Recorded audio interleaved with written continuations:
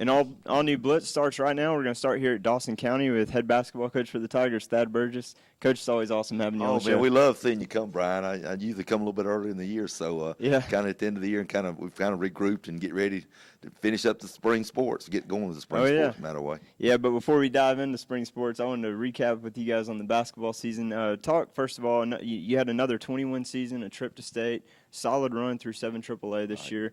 Unfortunately, maybe not the ending you hoped for in a first-round exit in state, but your thoughts on the season? Well, after the run we made last year, it was going to be hard to match that. There was so much excitement and what went on. We had a lot of those guys back from last year. So, we got started off quick. I think we won 14 in a row, got a number 1 state ranking, and so things were going really good. But I did know somewhere down the road, especially moving up a class with who we were going to be in there with, and it was probably going to catch up with us at the end. And I thought probably at the end of the year, right at the last 5 or 6 games when we really hit our toughest region area, I think our depth kind of had a bearing on some of the things happening. But again, you make the state tournament and some things that, we won 20-plus games, and just been a great run here. Great kids, and it's just been a fun ride for us over the last, several years here at Dawson County High School. Yeah, and that's where I'm going next. I mean, it's doubly sad just ending the season and having to part with the seniors, the key guys, Tyler Dominy, Will Anglin, Cameron Chester, and Gunnar Armstrong. Right. I mean, that's huge to lose those guys. They won 72 games over the last 4 years.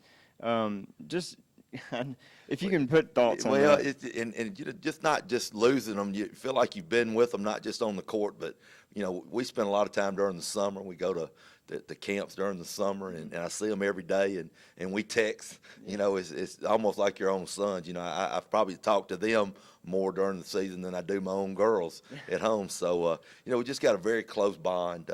We've had some success, and of course they've been a big part of that. And just great. They're great young men. They do well in school. They do well in the community. And this senior class is at the success we've had in all sports. It's just been unmatched at this school, and it's just been a fun ride for me. And I know those 4 boys will do really well whatever they decide to do with themselves. Yeah, and it's always sad to see him go, and then, every coach at some point has to hit the restart button, and unfortunately that's going to come for you. You got to reboot, rebuild this program. But I know a coach like you got something in your back pocket. Well, we've been through this a couple of times over the last. This is my 10th year, so you do go through it, and you're going to have cycles at a school like Dawson County, where we don't really get any move-ins. We won't go there, but we've got what we're going to have, and so you're going to go through cycles, and we've gone through those cycles the last 10 years, and we've been able to survive. I think once you build the program, I think the kids expect to win, and it didn't happen overnight, and it won't happen. It won't end after our group leaves. I think we'll have another group that'll come through, and they've set the standard high, making it to the Final 8 last year and winning the region. Those are hard things to match, but we'll continue. We're going to try a few different things, kind of bring a little bit of. I like about every 3 or 4 years, kind of change it up a little bit. We'll probably go back, maybe a little run and jump like we used to, and we'll still have the matchup zone somewhere stuck back there if we need it. But I think you need to change things when you have a good group of kids when they graduate. I think it's a good time to maybe try some things, and I think not just from the players. I think the coaches really. I think it kind of motivates you to maybe try some new things too. So I'm excited. We'll take a couple of weeks off here, and then when spring break gets going again, I'll get these guys and see what we can do next year. So you start with all new personnel. Do you expect a lot of growing pains to start with? I think so. And what we'll do is we'll try to. I like to use the summer, the month of June. We'll play probably 35 games during the month of June and just play and just see what we got. Try to get a little team chemistry during that time. Spend some time together. I think it's going to be important for those kids to be away from this group of seniors because they do.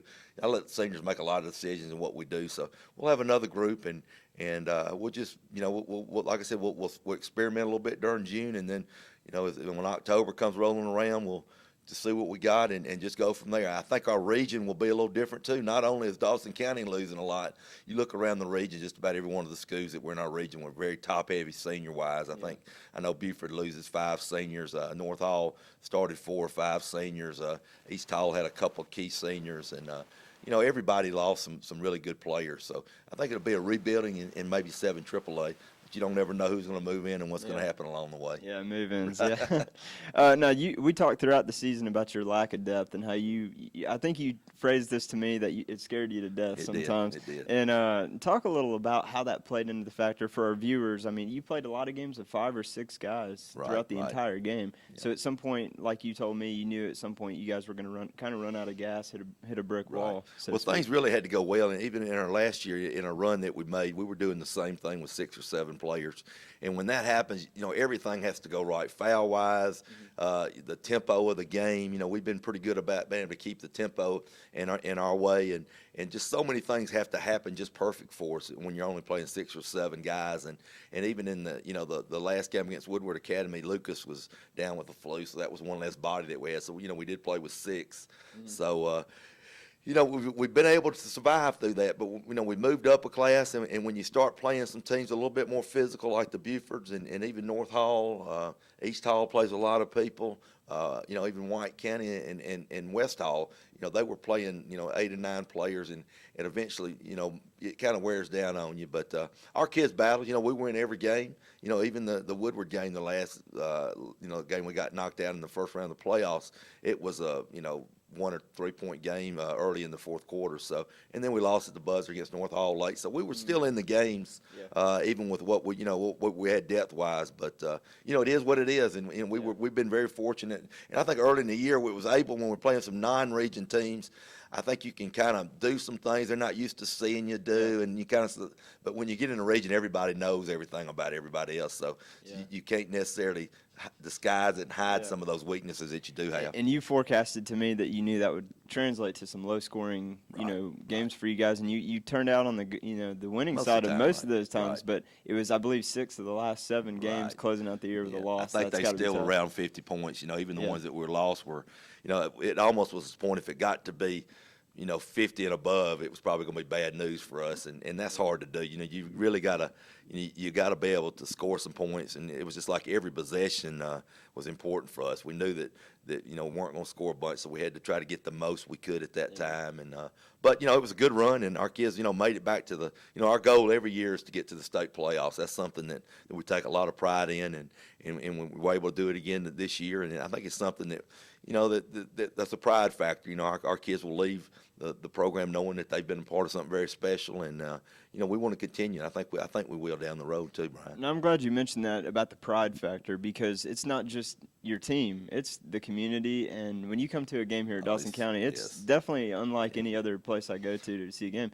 Talk about the crowd and how that plays out. I know you probably don't pay a whole lot of attention to that during a game, but you'd be surprised. You got to notice they're there. It's kind of neat. I really honestly believe this. I watch a lot of games and scout a lot of games and go all over, especially North Georgia, and then even watching the TVs and some of the Atlanta channels, watching the games. There's nobody that can touch the support that Dawson County gives a basketball program, and not just our boys, our girls. I know we're probably going to get into this a little bit later, but the run our girls made up at down at Savannah 2 weeks ago, and then this weekend at Macon, it was just amazing to see. I would imagine 2,500 folks or so at Macon, and probably 1,000 plus at Savannah.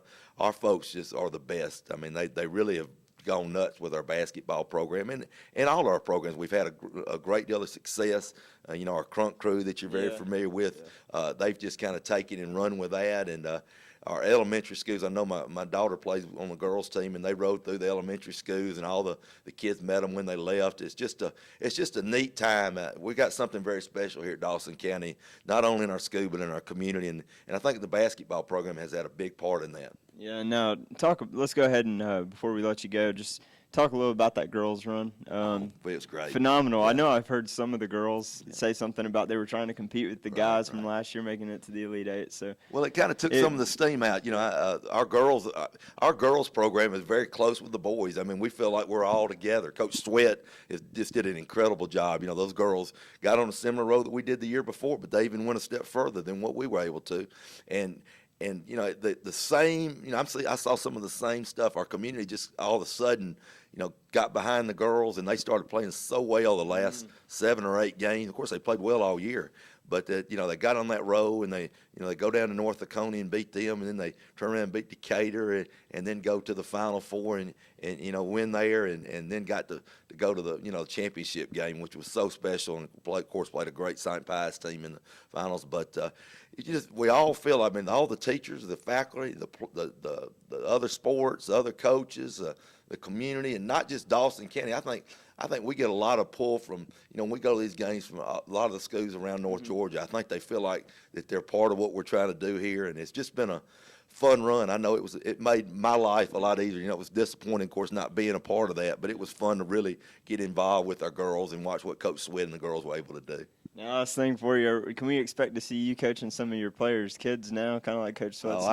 Coach Sweat, I don't know if I can make it as long as he can. Yeah, he's got those coming through, but I don't know. I may have 10 more years in me. I don't know if these kids will have any more. I may get some of the very end, but that would be neat. I think that's something that I still have some of the ones way back many years ago when I was in Alabama that they've got kids, and I look in the paper and go back and hear some of the things they're doing. But, coaching just allows you to be around some great young men, and not only do we try to help them, they help us a lot and help keep us as young as they can. And the group that we've had here at Dawson County, this group of seniors that I've had, and it's just been wonderful, and I know we'll have other ones to come, but it's just a good place to be. Well, Coach, always appreciate having you on the show. You. Not the ending you probably hoped for, but still a great run you guys had. Thank you, congratulations. Brian. We always appreciate it. We look forward to what's in store for next year, too, and we'll have you on next year. Sounds good. All right. Thank you. When we come back, we're going to have two of the stars here for the Dawson County Tigers, Will Anglin and Tyler Dominy.